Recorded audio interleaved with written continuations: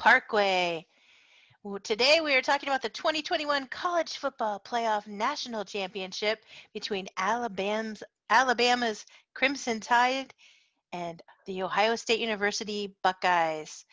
And joining me to do so is my co-host, Roger Ingles, Hi, and of Michelle. course, hello, and of course, Jack Park. Hey, Jack. Michelle, Roger, hey, great to be back with you. We're getting down towards the end of the season, and it gets better every time we talk. So looking forward to tonight, and certainly looking forward to the game coming up next Monday night. I'm happy we have another game to talk about. Absolutely. Well, Jack, let's start off talking. You are so great with history. Let's start off talking a little bit about the history between the two teams. Well, if you want to go back one game, it's really good because the last time we played Alabama, we won. And it was a huge win for Urban Meyer because that paved the way for the 2014 National Championship. His team had beaten Wisconsin 59-0 in the Big Ten title game, in a game that they were underdogs. And what's so amazing about that is that Ohio State, was the underdog and everything, and won that game 59-0, and then was an underdog in the Sugar Bowl to Alabama. And the game was really more one-sided than the final score. We won the game, we being Ohio State, 42-35. But they scored the last touchdown of the game. There was a real key pass there from Evan Spencer right before the half. To Michael Jenkins, I believe it was. Not Michael Jenkins, but Michael Thomas. And Ohio State was down in that game, I think 15 points, something like that, and came back and won. So we won that game, Michelle, 42-35. That was in New Orleans at the, of course, at the Superdome there. And that was actually it was January 1st of 2015. So it's the end of the 2014 season. We went on and we won over Oregon. In the championship game played at AT&T Stadium in Dallas. I was not at that Sugar Bowl game in New Orleans, but I was at the game in Dallas, and that was, of course, Cardale Jones. That's another story in itself. Cardale Jones. By the time we won that national championship, he had started 3 games for Ohio State, and all of them were out of town, and they were over Wisconsin, 59-0. They were over Alabama, of course, 42-35, and then 42-20 over Oregon to win the national championship. So that's the last time we played. The time before that, we lost 24-17 in the Citrus Bowl. Now, that was in 1995. And that was done under the John Cooper era. And 1995 was really a good year for Ohio State. One thing about John Cooper's teams, if you look back, sometimes you could almost say they started out too strongly and they really hit their peak by about the middle of October. And when they got to the end of November and then into the postseason, they seemed to have lost a little bit of steam. But that team in 1995, that's the year that Eddie George won the Heisman Trophy. And he raced for, 314 yards, I guess, against Illinois that game. And then Ohio State came down, and they were undefeated, #1 team in the country, then lost at Michigan, and then lost the Citrus Bowl to Alabama. So they finished up with 2 losses, a little bit of a disappointing loss, particularly for a Heisman Trophy season. We go back then to 1986. And this is the days of where we used to have every year there would be what was called a preseason game. And it was called the Pigskin Classic. And then they came up with another one called the Kickoff Classic. I guess the Kickoff Classic was first and then the Pigskin Classic. But they basically, sometime in the winter, said, hey, we're going to pick 2 teams to play 1 additional game. And we'll do that one before any of the other games are played, and all the money for that went to charity. And this game was played actually in the Meadowlands beneath Rutherford, New Jersey on the 27th of August, 1996. And we lost the game 16-10. We had the ball at the end and had 2 incomplete passes from Jim Carsados to Chris Carter. And they were close. They were right down there close to the goal line, and we couldn't complete either one of them. Had we completed one of those, and actually those 2 plays were run after time had run out, but because of penalties to Alabama players, Had we scored on one of those and had kicked the extra point, then we could have won that game 17-16. Probably the Alabama game. Was that 86 or 96? 1986 or 1996? That was 1986. Okay. Yeah, that was 1986. And then the other game is the first ever and the last ever, and I should say the only meeting ever between Woody Hayes and Bear Bryant. And that was in the Sugar Bowl at the end of the 1977 season. And when you talk to a lot of the 1977 players, I mean, I've talked to Jeff Logan about this a lot. The 1976 team finished 9-2-1. And they all said they had a much better team in 77 than 76. Yet this 77 team would lose 3 games. And they look back now, and it's hard to figure out how they did that. But they lost, actually, in that Sugar Bowl game to Bear Bryant's Alabama team, 35-6, in a game that was probably even more one-sided than the 29-point margin of difference there. And when you look back on that and talk with some of the players, strategically, Woody Hayes probably made a mistake here. It was cold weather in the north here, projected to be cold, and he wanted to win that game so badly against Bear Bryant. Now, they were close friends, and there was tremendous respect between the two. It was kind of like a little bit of Woody and Bo. There was a lot of respect between the two, but there's nothing either one of them wanted to do more than it was to beat the other one. And this is the only time they would ever play against each other, coach against each other. So what Woody did 2 weeks before the game, he took the entire team to New Orleans. It was like a week before Christmas for practices. And they spent those entire 2 weeks in New Orleans, and they were homesick. Some of them didn't want to go to New Orleans. New Orleans is not a college town. And by the time they had spent 2 weeks there, all they wanted to do basically was play this game and get home. And they were not up for the game at all. They just really were not up for the game. It was just not a good strategy. Alabama came into New Orleans just 3 days before the game. And of course, Tuscaloosa is a lot closer to New Orleans and Columbus, and Tuscaloosa probably had a lot better weather for practicing and all that.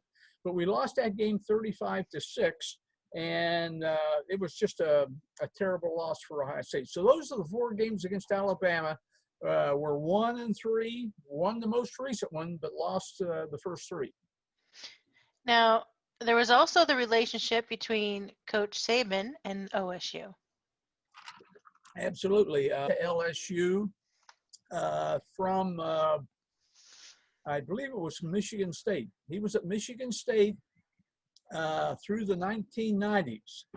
And if you look at the 1998 team, I will say, and a lot of people will say, that 2 of the strongest Ohio State teams of all time were the 1996 and the 1998 Ohio State teams under John Cooper. And the 1998 team was the extremely strong Joe Germain. That year, Ohio State beat Michigan 31-16, and it's the only game in Ohio State-Michigan history where both quarterbacks, opposing quarterbacks, each threw for more than 300 yards. Joe Germain for Ohio State, and a guy that not too many people knew about and had heard about at that time, but they've sure heard a lot about him since then, and that guy's name was Tom Brady at the University of Michigan. So it's a big win, really a big win there in 1998. The problem was 3 weeks before that game, they lost to Michigan State, and that cost us a chance for what would be a game playing for the BCS championship as it was back at that time. And Nick Saban was the head coach at Michigan State. Ohio State was up in that game 24-9. And they came back, and late in the game, Michigan State did under Nick Saban and scored the last 4 times they had the ball. And I don't know that there's been a team ever score on Ohio State the last 4 times they had the ball. Records like that aren't kept. And I don't know how you really go back and research that too much, but I can never remember that happen. I don't remember anybody almost scoring against Ohio State 4 straight times, let alone the last 4 times they had the ball. And they beat Ohio State 28-24. And that was just a really, really costly loss because that's the only game we lost that year, and that prevented us from getting into the BCS. And that was probably Nick Saban's best win at Michigan State. He had a kid that from, and I can't think of his name. Roger, you may remember it. I don't know. He was from Warren Howland. He was the quarterback. He was a left-hander, and he had the game of his career against his home state team there. Nick Saban's Michigan State team that year finished the season at 6-6. It was not an outstanding team at all, but they had their best game of the season by far, and it gave us our only loss. So, that's a game that I'm sure Saban will always savor. When we were talking about Nick and his ties to Ohio on that, he obviously attended Kent State. Yes. And then he coached. He got his first coaching position there. Yep. He was offered a GA position from Don James, who was a very successful head coach at Kent.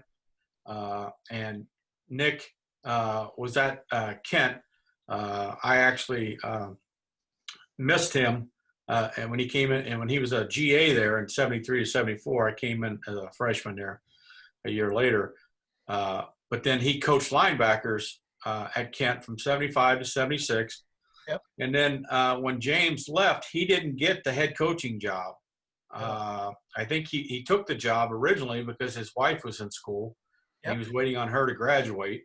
And but that kind of got him into coaching.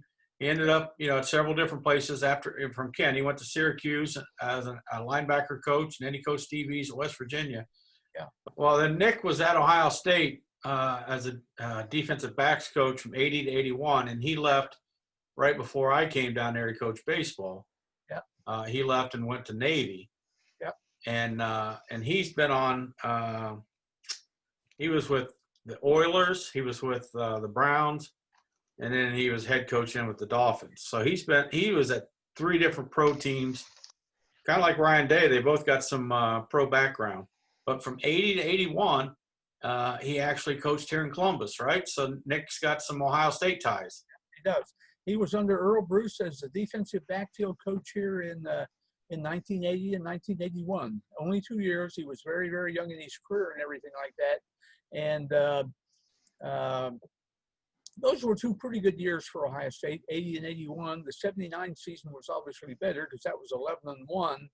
And actually 80 and 81, of course, Nick coached the defensive backs, but that was also the junior and senior years for Art Schleister as quarterback at Ohio State, which of course had 2 pretty good seasons.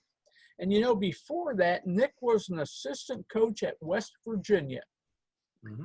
And he became very close friends with another assistant coach at West Virginia, Joe Daniels. Now, for a lot of Ohio State fans, that name Joe Daniels would later become very familiar because some years later, when Jim Tressel got the head coaching job at Ohio State in 2001, which would be 20 years after Saban and Daniels were coaching together at West Virginia, but Joe Daniels was our quarterback coach for 10 years. So actually, I think about 8 years. Then he was in an administrative position for a couple of years there.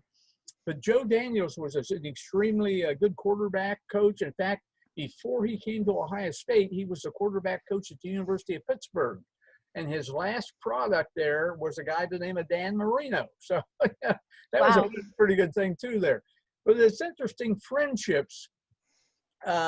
Joe's passed away now. He passed away in the year 2011. And his wife, Kathy, still lives in New Albany. She's in the realty business. Joe Daniels met Kathy when he was at West Virginia. He was a young assistant coach, and she had just graduated from West Virginia University. And they met and got married. And interestingly, Nick Saban was one of the groomsmen in Joe Daniels' wedding with Kathy.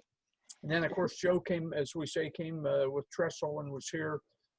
Joe had actually played his college football at Slippery Rock. I believe he grew up in Pittsburgh there. So Joe was a great guy, just a really great guy. He and Kathy had a son and a daughter, Matt and Caitlin. Matt was later a walk-on, played football at Ohio State under Tressel. And then Caitlin was a cheerleader. And then a couple of years later. So I talked with Kathy just this week, just to reminisce a little bit and everything like that. And she is really busy now because the son and the daughter now have 9 grandchildren between them. Wow. So she's very busy at Christmas time. buying gifts. Yeah. Jack, Nick Saban was an undergraduate at Kent State in 1970. I started at Kent in the fall of 1975. Yep. But at that time, the Kent State shootings were still big. They were very big. In fact, Alan Camphora, who was one of the students that was shot, just passed away here recently in the last month or two. I saw that in the news.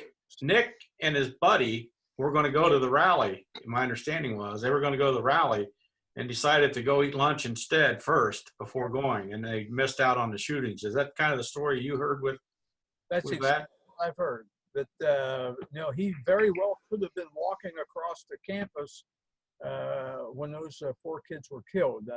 You don't know how the timing would be or things like that. But Roger, I've heard the same thing, that he and one of his friends decided to have lunch before they went down to see the rally. And by that time, of course, the shootings and everything had happened and everything.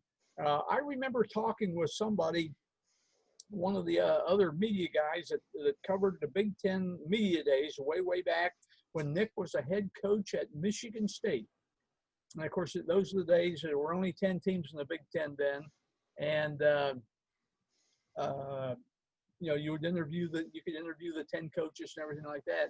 And Nick, I don't think was a guy that liked to be interviewed a lot. I mean, he was okay, but it wasn't his favorite thing to do. And I asked him questions about different things at those meetings, and he'd give you the answer, but not much more.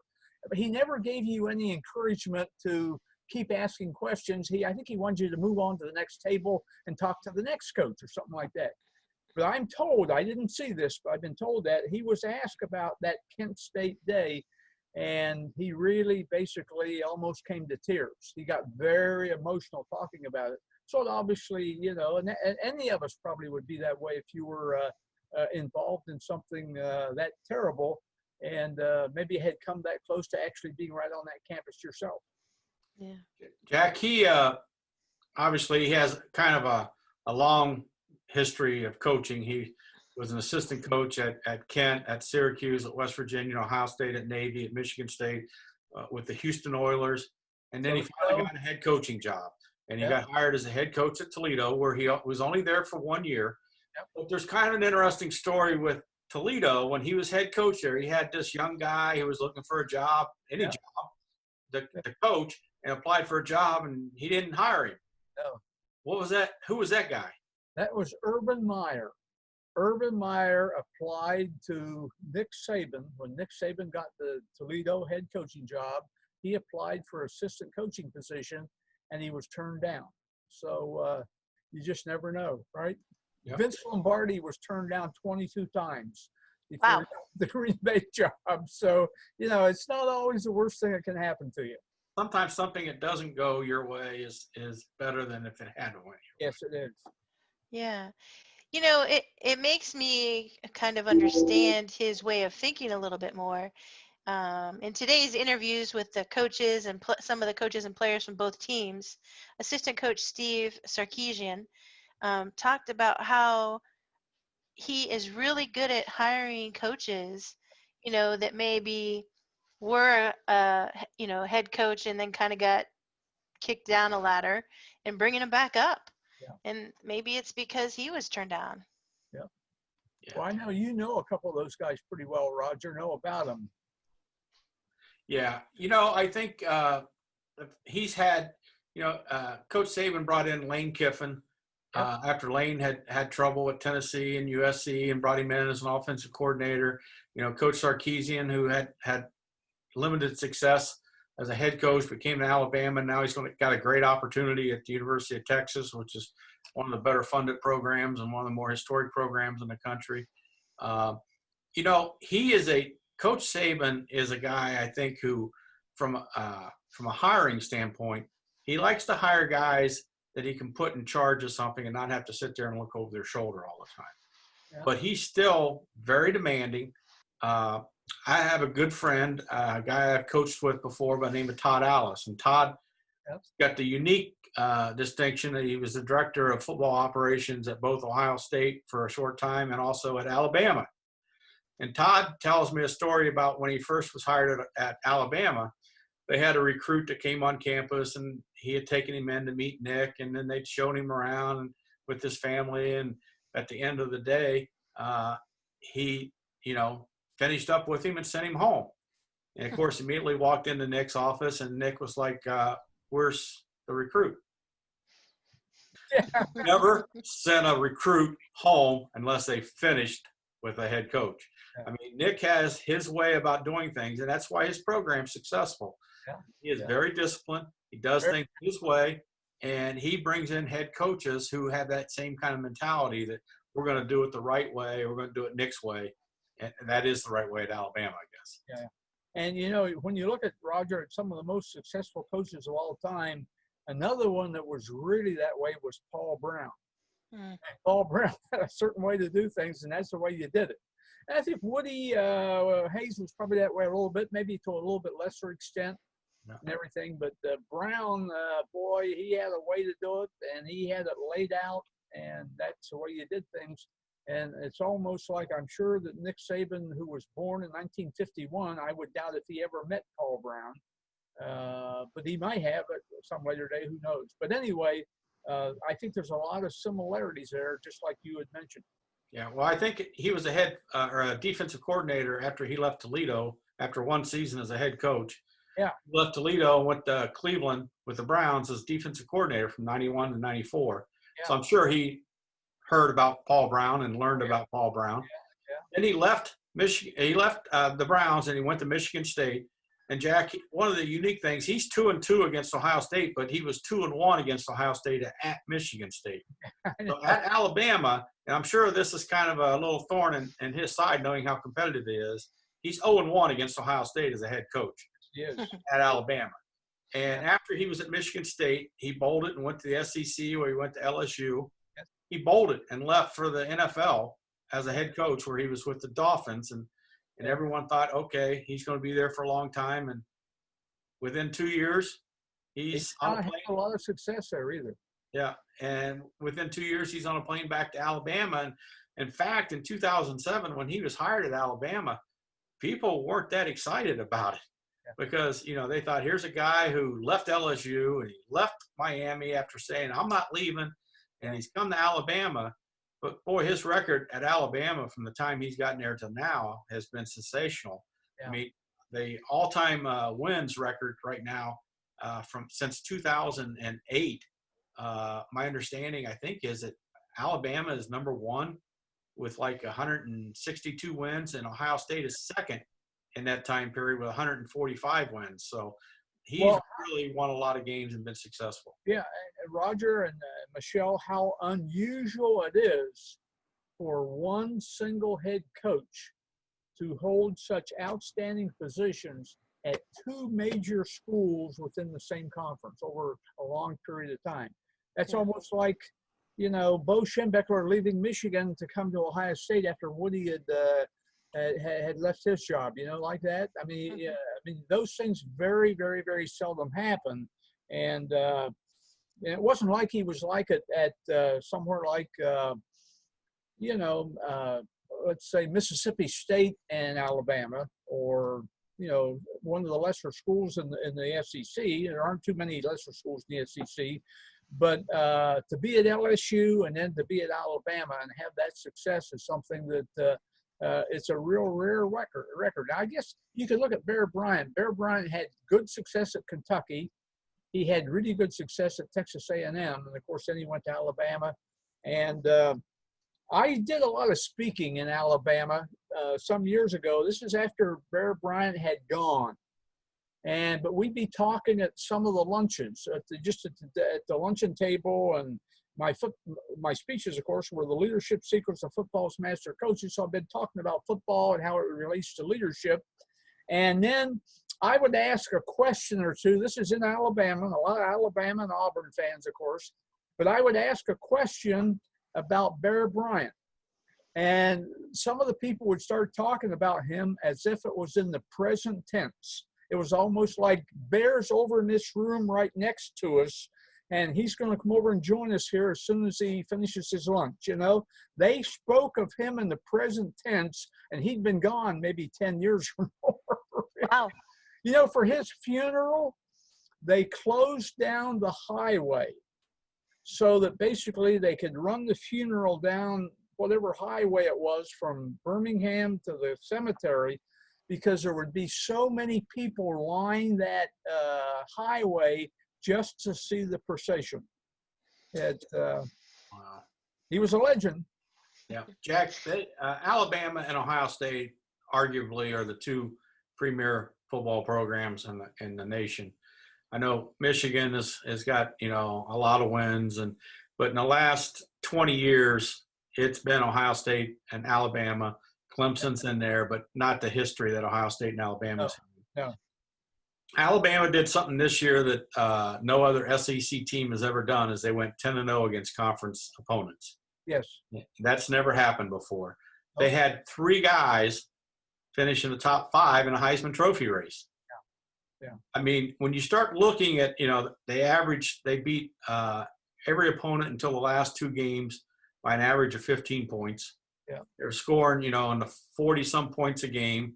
And then they played Florida. And Florida, it was a 52-46 game with Florida, I think, in the SEC championship game. And then Notre Dame gave them a good game, but it was never a game that was really in doubt. It was 31-17. But with all that talent on offense and all this history, what's Ohio State got to do to be successful in this game? Yeah. Let me mention one thing, too, about you mentioned, and that's very true. They had 3 guys finish in the top 5 of the Heisman Trophy. In 1973, Ohio State had 3 guys finish in the top 6 of the Heisman Trophy voting. And John Capoletti of Penn State won it. And John Hicks finished 2nd. Randy Gradishar finished 4th, I believe, and Archie Griffin finished 6th. And we had that there. Now, to answer your question, what do we have to do to win it? Yeah. Do just exactly what we did against Clemson, with maybe a few new wrinkles, but use the tight ends like we did. That will not be such a surprise as it was against Clemson. Clemson did not react to that. In my opinion, Ryan Day was the star of the game against Clemson, the coaching. I mean, they didn't adjust to that tight end situation. Then later in the second half, when they tried to a little bit, all of a sudden Olave was wide open. You know, I mean, they were really out-coached. And I know that Sweeney talks a lot and everything like that, and I'm not even going to address that. But he was so far out-coached in that game, he should learn to talk about his own team and not about somebody else's, because he was really out-coached there. Now, what does that mean? I think we'll have some new wrinkles here, but we got to go out and play every play. I think health-wise will be a factor, and those are some of the things you can't control right now with the virus. There's been a lot of talk this week that maybe the game would be postponed a week. I don't think that'll happen. I hope it doesn't happen. But maybe Ohio State would not be able to field enough players. They'd have to postpone it a week or so, something like that. I don't think that's probably going to happen right now. I think we'll probably have enough. But if we are missing some players, then, you know, that could have some effect on the game. And, of course, it depends on who those players are. But Olave is one of the real keys to Justin Fields' success. And it's just like back in the days of Otto Graham with the old Cleveland Browns when they first started. They had 2 ends by the name of Max Speedy and Dante Lavelli. And those were 2 of the finest ends that would ever play in the NFL. And I've always been convinced if they hadn't had those, Otto Graham probably would never have been the Otto Graham that we know today. You know, Justin Fields obviously took a vicious hit from the Clemson linebacker. Gutsy, you know, Ryan Day said it's one of the gutsiest performances he's ever seen. Came back every time he threw the ball, you know, he winced, but he was able to throw. And I don't think, you know, with the time that they have off here, it looks like he's probably going to be okay to, be able to throw the football. But where he was a factor in the Clemson game was his running ability and the threat that he gives to that defense, because that makes Sermon better. It makes his play-action passing play better. You know, do you think that we're going to see the Justin Fields that can, pull the ball and run with it, or are they going to have to try and take a little extra care of him, especially get through that first half and maybe in the second half see him run the ball a little bit more? I think it'll be somewhere in the middle. I think you've got to let him run some. I do. I really think you got to let him run some there because he's far more effective if he runs as well as passes there. But I think you've also got to be reasonable about it, and don't have him out there, too much where there's a greater chance of being injured there, because you need this guy for the entire game. So I think it'll be somewhere in the middle, and it probably all depends too, Roger, on his physical condition going into the game as to how much he can do, and they probably won't know that probably until that morning. Well, I know Ohio State was missing some defensive ends in this last game. Zach Harrison was a big loss. Oh, big miss. Yeah, and we don't know whether those guys will be back or not really up until closer to game time. But one of the Alabama offensive linemen made a comment this week that, they're going to find out real quick how bad Ohio State wants to play football, early in the game, which basically meaning they want to tee it up and kind of run it on them. To me, the secret in this game is Ohio State has to be able to run the football and control the clock a little bit, like they did with Clemson, because Clemson's offense and Alabama's offense can definitely put points on the board, but they can't put them on the board if they're on the sideline. No. So Ohio State's got to have that possession ball. They need to run the clock. If the possession time for Ohio State is 35 minutes to 25 minutes or 40 minutes to 20 minutes, Ohio State has a great chance in this game. But if their defense has to play on the field for 40 minutes of the game, that's going to be tough for the Buckeyes. And that's right out of the Woody Hayes playbook is the possession game. Now the offense is a little bit different. We're not going to see 3 yards in a cloud of dust. And we're going to, in 1956, the leading passer for Ohio State was the left halfback Don Clark, who completed 3 passes for, I think, 81 yards. That was more than the quarterback Dick Elwood, Frank Elwood, completed in that time. And there were games that they never even threw a pass. It was all 3 yards in a cloud of dust. Now, we can't play that type of offense today, but we can use the philosophy of ball possession and move the chains. And if it takes you 3 downs to get those 10, 11, 12 yards to do that, and you keep the other team off the field, it's such a simple statement, but Woody Hayes said it, made it many times. The other team cannot score if they don't have the ball. When do you think Ohio State will go down? Will they go down early? Will they go down Sunday, the day before, like they kind of did with this last game? My guess is they would go down, as we're recording this. I don't think that decision's been made yet. It may have, but they have not released it that I'm aware of anyway. My guess is playing the Monday night game down there, you would not wait until Monday morning to get down. But I think you would go down sometime on Sunday. And I would not be at all surprised that when that game's over and they're finished and they're coming out of the dressing rooms and everything, it'll be at least midnight, but they will fly home that night so they don't have to stay in a hotel another night there. Otherwise, they probably would come back the next morning. But I bet they'll fly home that night, get home around 5, 6, 7 o'clock in the morning, something like that. Well, for fans who love watching Ohio State play great programs in 7 short years, Ohio State and Alabama have a home-and-home series. Yes, they do. Set up, right? They're coming up in the actually, we're going to play we've played Alabama 4 times, but they've all been postseason games at neutral sites. They've played New Orleans, the Meadowlands, of course, the Citrus Bowl, and then also another one in New Orleans. Now, in 2027, on September 18th, 2027, the 2 teams will play here at Ohio Stadium. And then the next year, in 2028, they'll play on September 9th in Tuscaloosa. Now, this is the year we're just finishing up the 2020 season. So 2027 is 7 years away. I think there's a good chance Ryan Day will be coaching in that game. I don't think Nick Saban will be coaching in that game. He's 69 years old now. I would doubt if he's coaching at 76, but Joe Paterno did it, so maybe Nick will want to do it too. But I think that's great that these 2 schools are going to have a home and away regular season series instead of just simply being matched up at the end of a given season. And Jack, we got to talk about Trey Sermon. his last two games, he has a record. I mean, he had a record. He broke the record, 331 yards against Northwestern. But then he had another 193 versus Clemson, which breaks the all-time record for 2 consecutive games with 524 yards. What is he doing, or what is Ohio State doing differently that they weren't doing early in the year to have that kind of numbers? Well, they're featuring him quite a bit now. I think that the plays that he runs are a little bit different, suited basically to his running style. I don't know. Now, this is only 2 games, but I can't remember an Ohio State back in two consecutive games seeming to run with more determination and more success and just with more efficiency in this guy. Now, Archie had a lot of great games that way too. And sometimes you forget about those because those have been 40, 45 years ago. Hopalong Cassidy had a lot of great games. I didn't see those, but I've seen the films of a lot of them.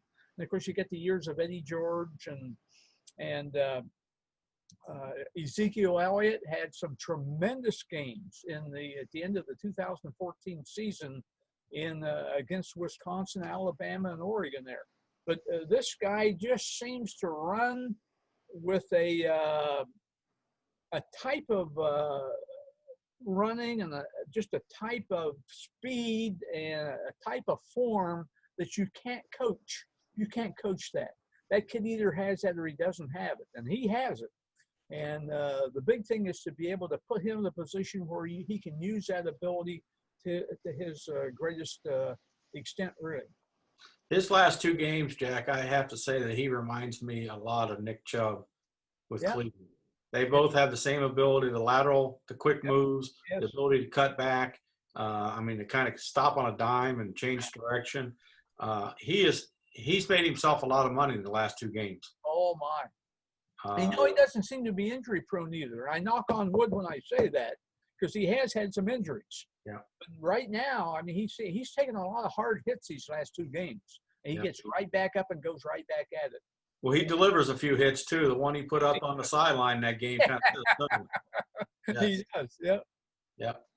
Well, Michelle, as we go into this, this national championship game, I think and you look back over the course of the season, it'll be a season that will never be forgotten in Ohio State history.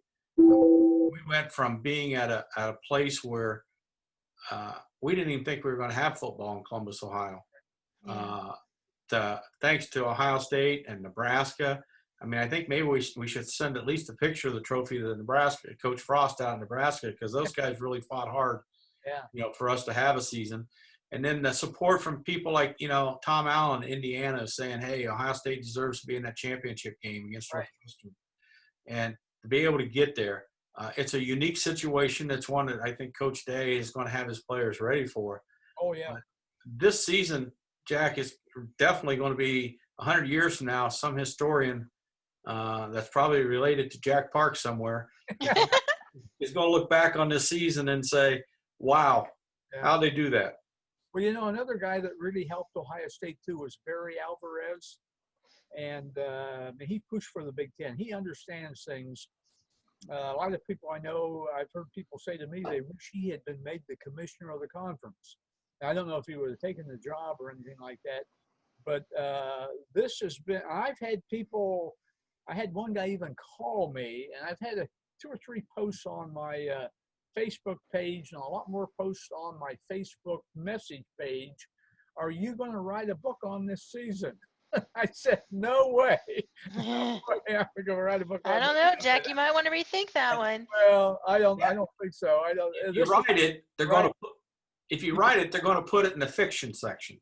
Yeah, but if you're going to write a book on this, you go clear back to March 12th. Yes. Yeah. That's when everything shut down. I always remember that date. I spoke at the Pro Football Hall of Fame in Canton on the 9th at that Monday Luncheon Club up there. And I usually speak up there every year. And that's the last luncheon they've had up there. And they're hoping to get started maybe by summer, late spring of this year or something like that. And I remember I had a speaking engagement in Dayton the next Thursday night, March 12th. And that was the day that Governor DeWine started to shut down the state, rightfully so. And I remember I had a call from a client, and he said, it's about noon now. We've called off the dinner tonight. And it's interesting. He said, this will be over in 3 or 4 weeks, and we'll call you, and we're going to schedule this for sometime in April.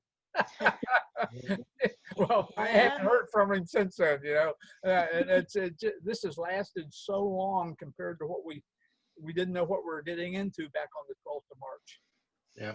Well, like I said, it would have to go in the fiction section, because people 20 years from now look back, or 30 years from now are going to look back and say that couldn't have happened. That's too crazy a story. Yeah. But they do have a chance to make a great memory and have, write their own history here. And, I think, Michelle, last week, I really felt going into the Clemson game that Ohio State had the ability, the talent, and the coaching staff, obviously, to beat Clemson. I will say this week that, to me, it'll come down to Ohio State being able to run the football. If they can run the football and they get above 150 yards on the ground, they're going to win this football game. If they can't run the football and they become one-dimensional, it's going to be tough. And then the other thing too, Roger, I agree with you 100%. And the other thing is, and we would say this for the last 100 years, no turnovers, or very few turnovers. You can't turn the ball over 3 times to Alabama and win the game. You just can't do that. And they've got to really make sure that we keep the turnovers to a minimum, and penalties too. We've had some games this year, and I think it's because we played a lack of games. We've had like 8, 9, 10 penalties.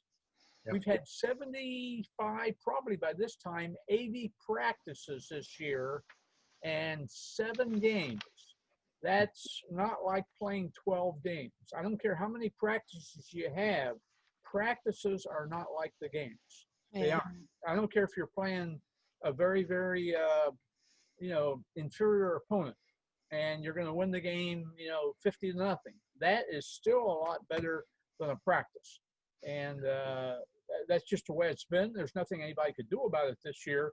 But that, I think, is a little bit of a disadvantage compared to the number of games that Alabama has played. But, you know what? Coach Combs said something, though, that I didn't even think about until he said it, is having COVID and having different players off at different times during this season, the players have had to adapt and fill into positions that they don't normally play. yes. So now that has given them, now they're playing the ends and the inside, the outside and the inside are playing really well together because they get what the other guy needs.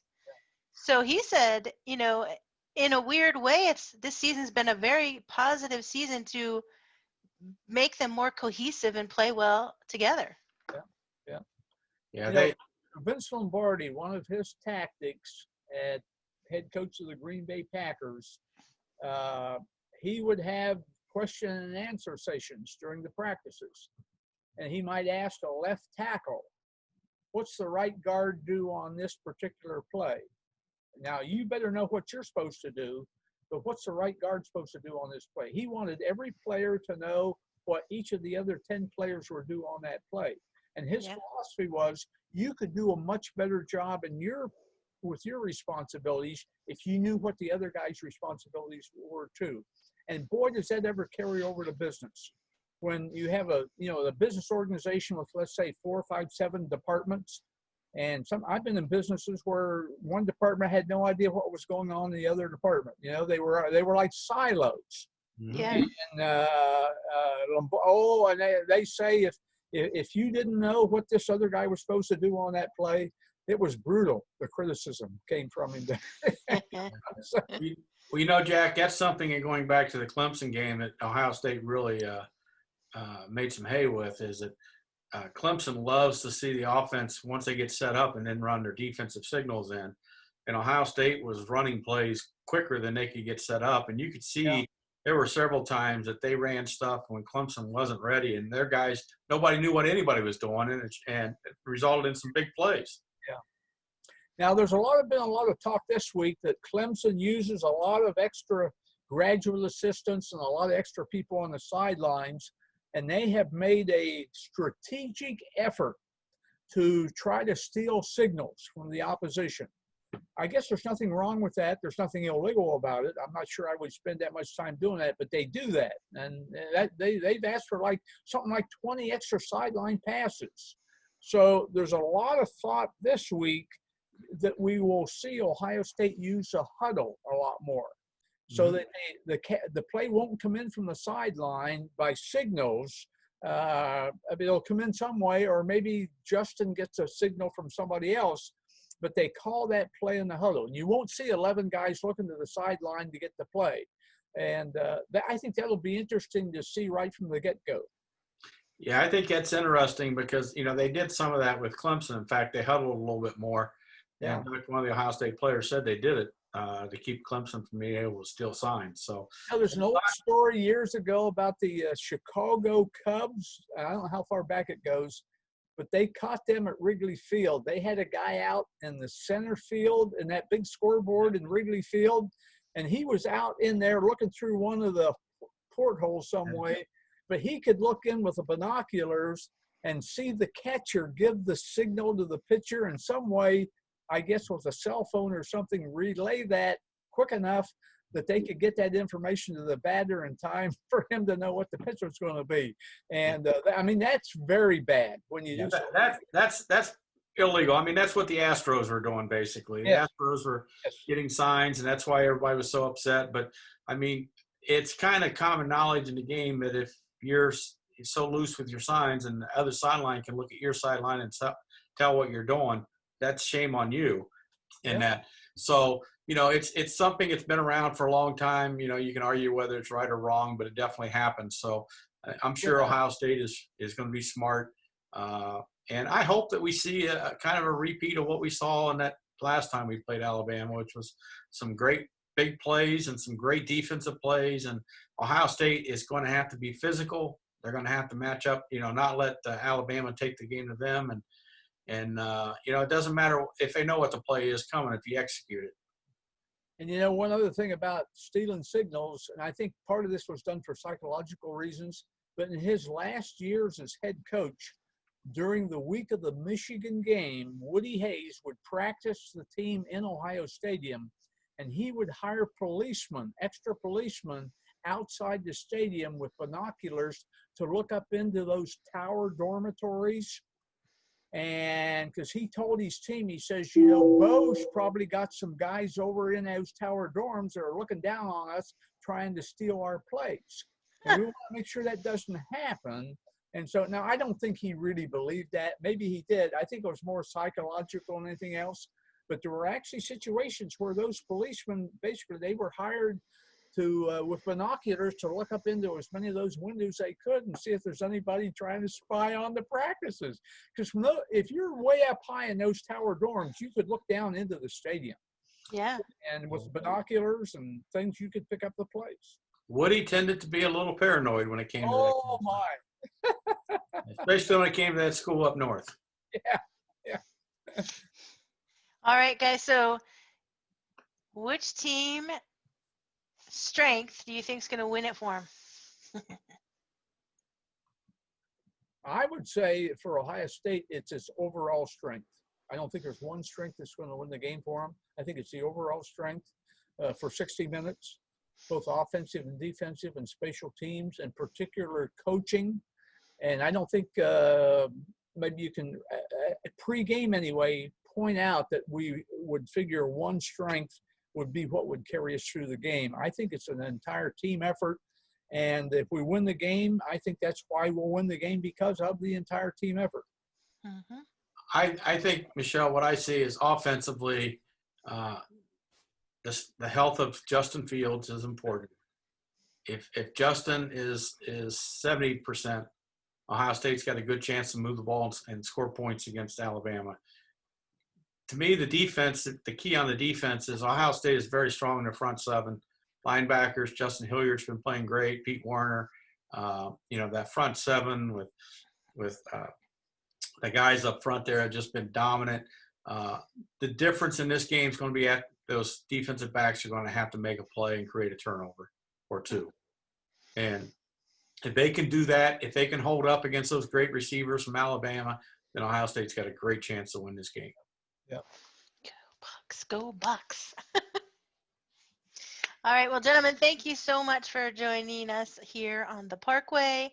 And Jack, oh my gosh, all your historical points and correlations to different things in the past have been fantastic trivia for me.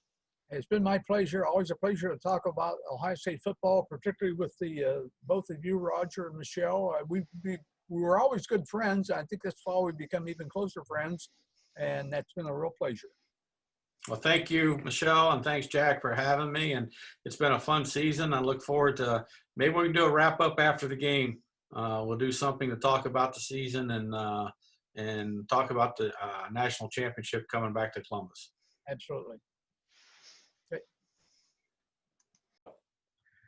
Also, as we finish up the football season, I'd like to mention, if you want a really, really great book on Ohio State football, Maureen Zapala and I are very proud of our latest publication, Buckeye Reflections.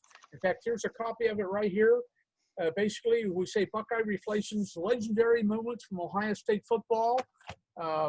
We have great interviews in that book, particularly from Jim Tressel and Urban Meyer. It's basically a book of 300 individual anecdotal stories. So many stories have never been told in the history of Ohio State football. The introduction was written jointly by Archie, Ray, and Duncan Griffin. And we're pretty proud of that because those are the only three brothers in the history of college football that have all lettered 4 years at the same school. And of course, that was back in 1972 through 1978. Then the foreword was written by the 2nd and 7 guys. That's Luke Fickle, Ryan Miller, and Mike Vrabel. And the 2nd and 7 Foundation does so much for reading and for literacy here, and not only in Central Ohio, but they've now expanded to about 22 different states. So we support them through this book. And we're very proud that they did the foreword for us. So again, it's the Buckeye Reflections, legendary moments from Ohio State football. The book can be purchased at www.buckeyereflectionsbooks.com. Buckeye Reflections Book, it's singular, buckeyereflectionsbook.com. And Jack, this would be a great gift for that special Buckeye fan for Valentine's Day coming up. Yeah. Finish up the season, celebrate national championship, and buy that Buckeye fan, that special Buckeye fan in your life, a copy of this book. Yeah, thank you. And it is an evergreen book. It's one that never goes out of style. It's not like it was written on one season or something, which is good to have those books too there. But this is what we kind of call an evergreen book. And the stories of the great tradition of Ohio State football last forever.